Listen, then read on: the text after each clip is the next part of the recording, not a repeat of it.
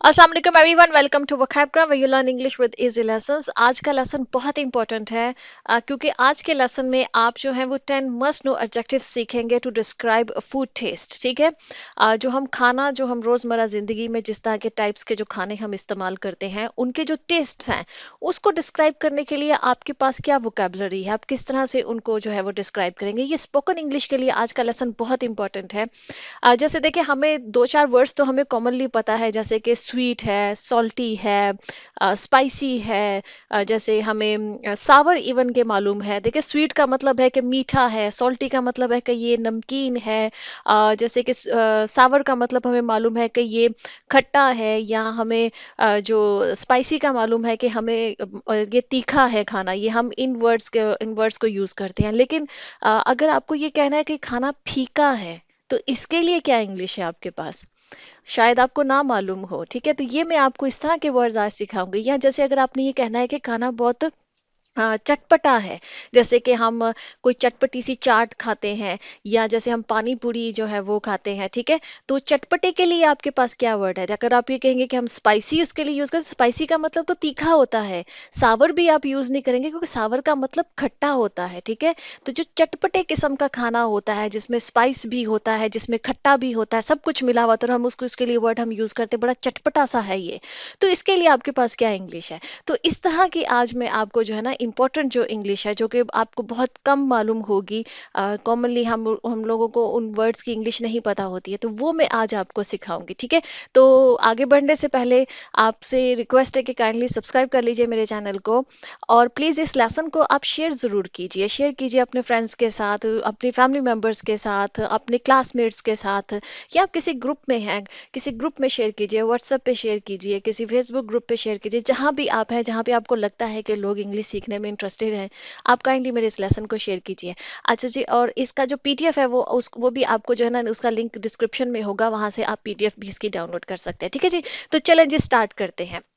हमारा जो पहला वर्ड है जो हम फूड के टेस्ट के लिए जो हम इस्तेमाल करेंगे वो है ब्लैंड। और ब्लैंड का मतलब होता है लैकिंग फ्लेवर एंड स्पाइसेस, जिसको हम फीका कहते हैं। ठीक है, फीका खाना अगर आपने बताना है कि खाने में, क्योंकि उसमें फीका क्यों होता है कि उसमें फ्लेवर ना हो।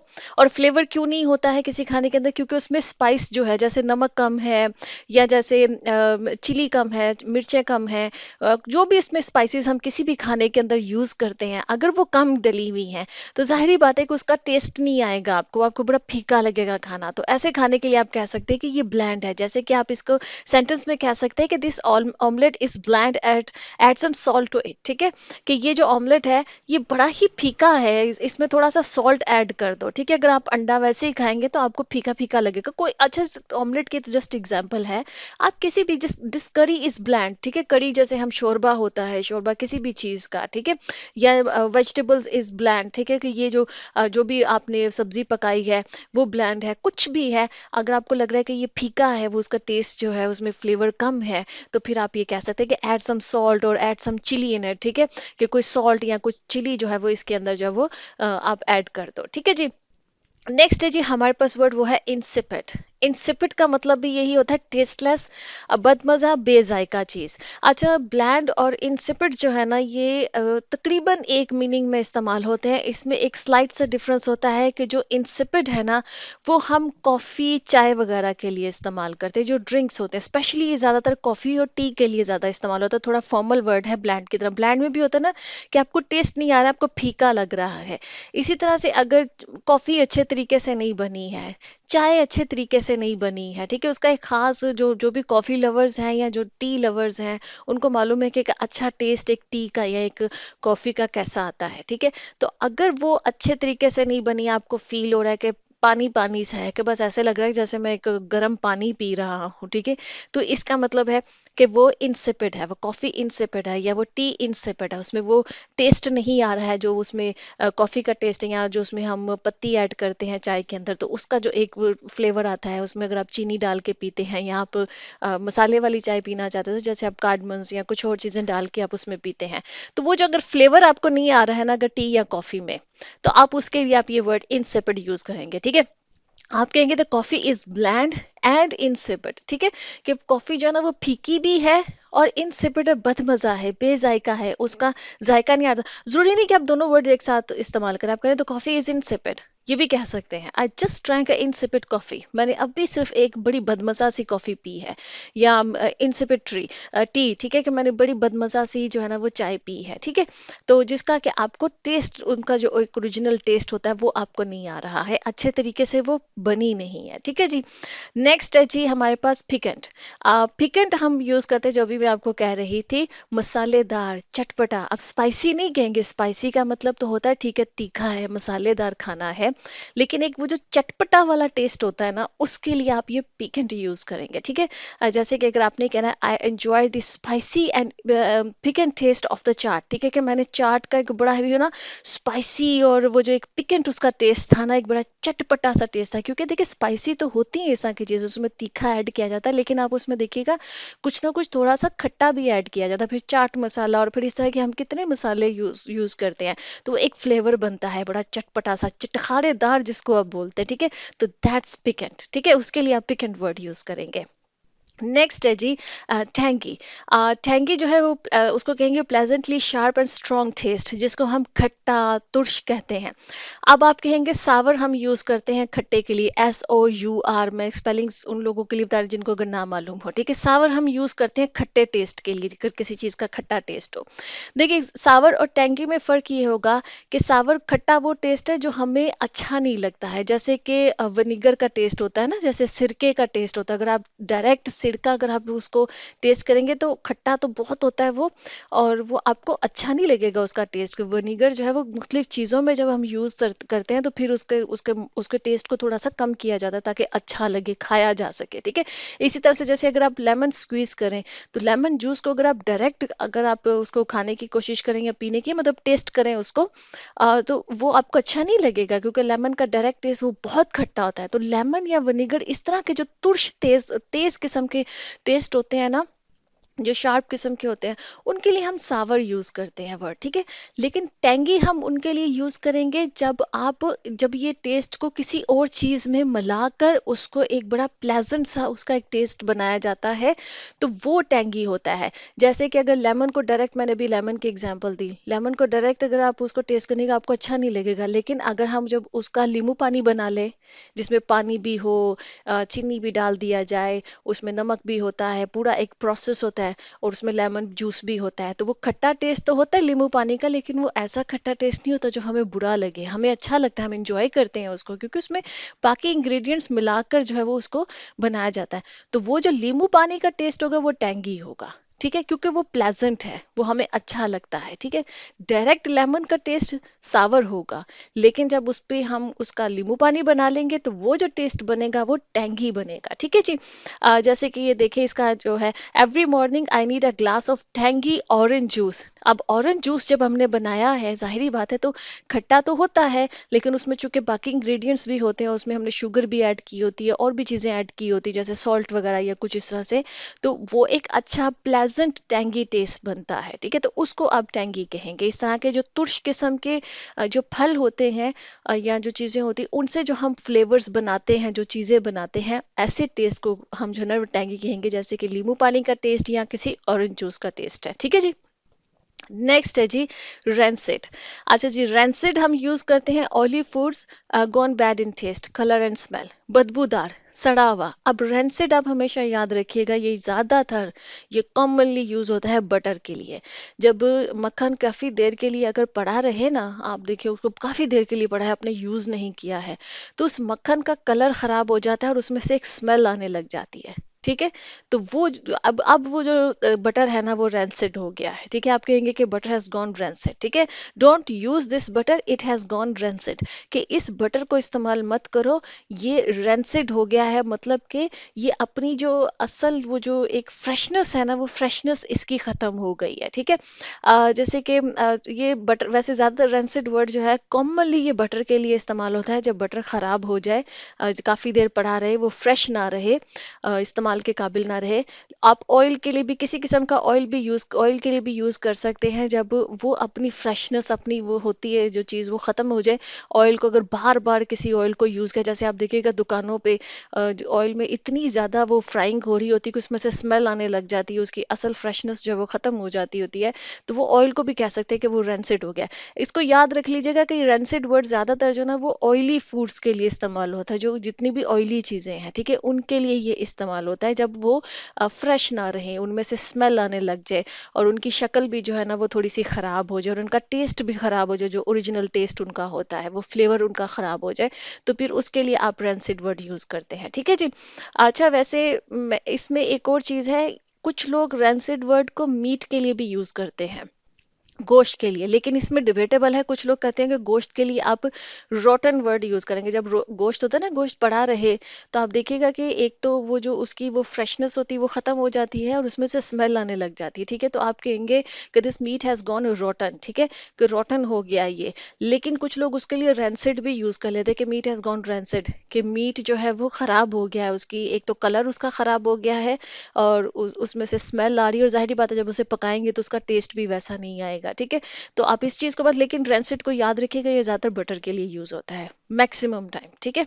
अच्छा जी, नेक्स्ट है जी गुई। गुई वर्ड हम यूज करते हैं बड़ी सॉफ्ट ड्रिपी किस्म के, कोई खाना होता है ना जो जो मेल्ट करे, विट मेल्ट्स, ठीक है, या जिसमें से बड़ा वो ड्रिप कर रहा हो। जैसे आप देखिएगा कि कुछ खाने होते हैं, जैसे जैसे पिज़्ज़ा बने या कोई भी इस तरह की चीज़ जिसके ऊपर चीज़ डाली जाए और जब चीज़ मेल्ट होती है तो वो बह रही होती है, तो वो गुई कहेंगे आप उसको, गुई चीज़, ठीक है।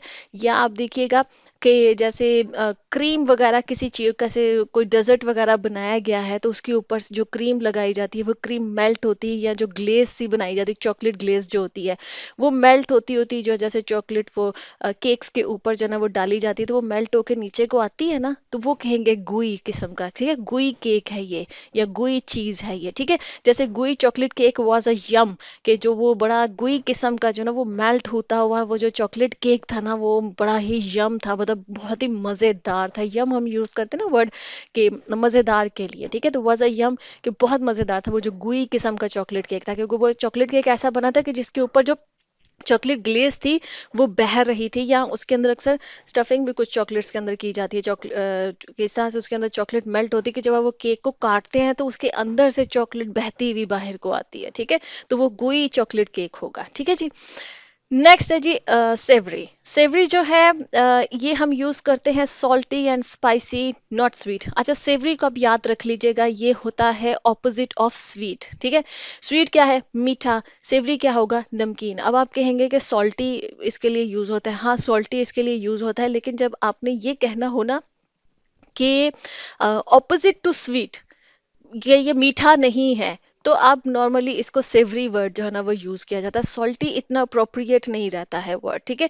जैसे कि फॉर एग्जांपल इधर मैंने दो एग्जांपल्स लिखी हैं, today we are cooking savoury pancakes. आप देखिए पैनकेक्स मोस्टली जो है वो मीठे बनाए जाते हैं, लेकिन अगर कोई मीठी डिश को ही, जो चीज़ नॉर्मली मीठी हो, उसको अगर आप नमकीन बना दे, उसमें कुछ नमक या कुछ और स्पाइस वगैरह, कार्डमन्स वगैरह या जिंजर या कुछ भी आप उसके अंदर ऐड कर दें, तो उसका जो टेस्ट होगा वो सेवरी होगा, ठीक है। इसी तरह से जैसे these pies are sweet and savoury, कि ये जो पाइज है ये मीठी भी है और नमकीन भी है। आप देखिएगा कुछ लोगों को बहुत पसंद आता है इस तरह का टेस्ट, जहाँ पर नमक और चीनी जो होती है, जो स्वीटनेस होती है, वो दोनों इकट्ठे मिलाकर एक जो टेस्ट डेवलप होता है वो उनको बड़ा पसंद आता है, तो उसको आप कहेंगे स्वीट एंड सेवरी, ठीक है, कि ऐसा टेस्ट जो कि मीठा भी है और नमकीन भी है, मिक्स है।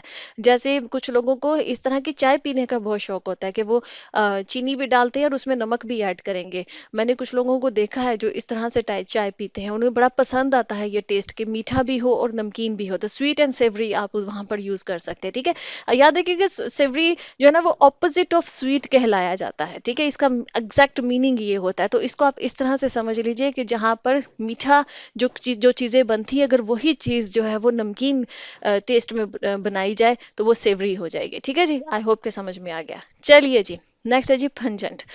फंजेंट कहते हैं हम strong and sharp taste and smell, तेज चुभती हुई, चुभता हुआ टेस्ट या चुभती हुई स्मेल जो होती है। वैसे ज्यादातर पंजेंट जो है ना वो यूज होता है स्मेल के लिए। लेकिन ये टेस्ट के लिए भी इस्तेमाल हो सकता है, जैसे कि गार्लिक का टेस्ट बड़ा तेज होता है, चुभता हुआ टेस्ट होता है। जैसे प्याज का टेस्ट होता है, वो चुभता हुआ, क्योंकि वो काफी शार्प उसका फ्लेवर होता है। प्याज को अगर आप कच्चा खाएं या गार्लिक को आप कच्चा खाएं तो उसका बड़ा शार्प होता है, तो पंजेंट उसका जो है ना वो टेस्ट होगा। पर पंजेंट मैक्सिमम टाइम पे यूज होता है स्मेल के लिए। ऐसी स्मेल, वैसे तो प्याज की स्मेल या जो लहसुन की स्मेल होती है, गार्लिक की, इसकी स्मेल को भी पंजेंट स्मेल कहा जाता है, इनके टेस्ट को भी पंजेंट टेस्ट कहा जाता है।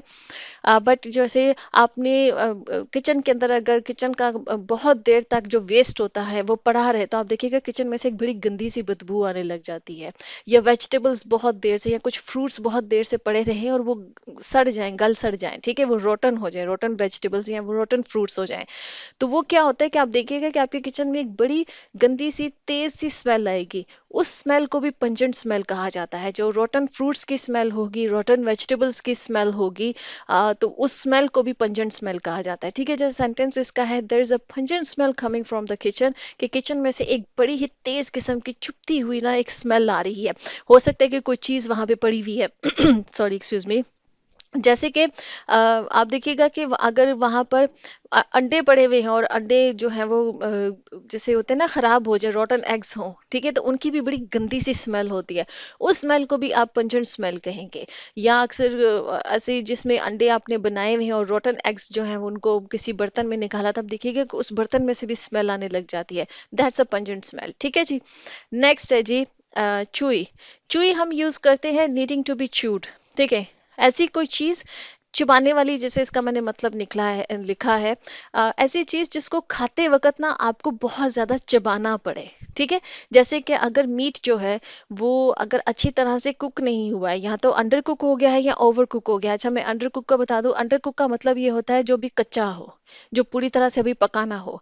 और ओवर कुक का मतलब ये होता है कि उसको बहुत ज्यादा ही पका लिया जाए, जिसकी वजह से मीट जो है ना वो सख्त हो जाता है, हार्ड हो जाता है। ठीक है, तो इसका मतलब है कि अब आपको उसको खाते वक्त ना बहुत आपको जोर लगा के चबा चबा के खाना पड़ रहा है। ठीक है, एक तो नॉर्मल हम चबाते हैं ना किसी खाने को, वो तो हम इंजॉय करते हैं, थोड़ा सा खाया, चबाया और फिर खाते हैं। एक है कि आपको बहुत जोर लगा के उसको चबाना पड़े कि वो हार्ड है। तो इसका मतलब है कि वो फूड जो है ना वो चुई है। जैसे कि इसमें लिखा हुआ है कि the meat is chewy and overcooked, कि मीट जो है ना वो बहुत ही चबाना पड़ रहा है मुझे, और वो ओवर कुक्ड है, मतलब जरूरत से ज्यादा उसको पका लिया गया, इसलिए वो हार्ड हो गया है। इसी तरह से ये जो पिक्चर में देखिएगा आप, जेलीज हैं, जेलीज भी चुई होती हैं, क्योंकि जेलीज को भी खाते वक्त आपको बहुत ज्यादा चबाना पड़ता है। ठीक है, बहुत ही वो इस तरह की होती है ना, उनका फ्लेवर कुछ, मतलब उनका टेक्सचर कुछ इस तरह का होता है कि आपको जल्दी जल्दी वो आपके मुंह में मेल्ट नहीं होती हैं, तो आपको चबाना पड़ता है। तो ऐसा कोई भी फूड जिसको आप बहुत ज्यादा चबाना पड़े, दैट फूड इज चुई। ठीक है जी।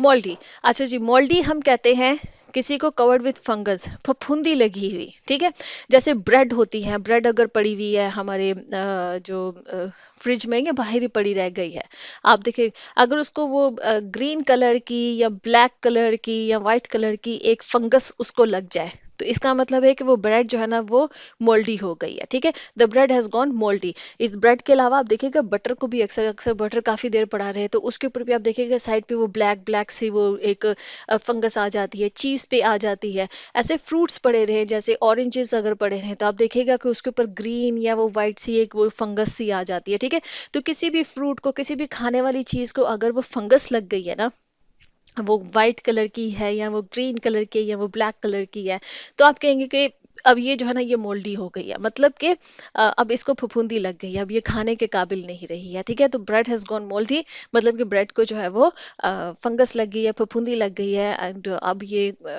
ईटेबल नहीं रही है। ठीक है जी। ओके जी फ्रेंड्स, यहाँ पे लेसन खत्म होता है। अच्छा लगा है लेसन, तो प्लीज़ इस लेसन को शेयर कीजिए, जहाँ जहाँ तक भी आप शेयर कर सकते हैं, काइंडली शेयर कीजिए। And thank you in advance. अल्लाह हाफिज़।